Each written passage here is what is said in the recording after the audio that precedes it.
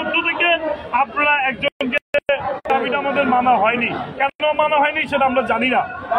আমরা পার্টির কাছে বিনীত অনুরোধ করব, এই এলাকার সাধারণ মানুষের জনগণের চাহিদা মোতাবেক যারা নির্যাতিত বঞ্চিত, যাদের সাথে জনগণের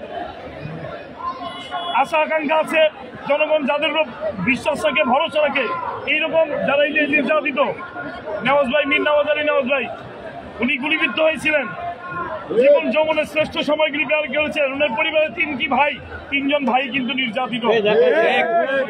খোকন ভাই একজন জনতার কাউন্সিলর, কমিশনার, দীর্ঘদিন যাবৎ কাউন্সিলর ছিলেন, এই এলাকায় থেকেছেন। ঢাকা মহানগরীর দক্ষিণ বিএনপির যুগ্ম আহ্বায়ক মনির হোসেন চেয়ারম্যান, উনিও নির্যাতিত, উনিও মৃত্যুঞ্জয় জননেতা।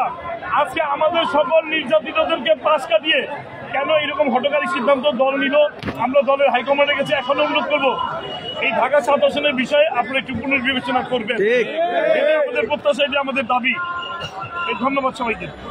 এখন বক্তব্য রাখবেন আমাদের কামরাঙ্গীরচরের চেয়ারম্যান, ঢাকা মহানগর দক্ষিণ বিএনপির অন্যতম যুগ্ম আহ্বায়ক, জনপ্রিয় জনতা জনাব মনির হোসেন চেয়ারম্যান।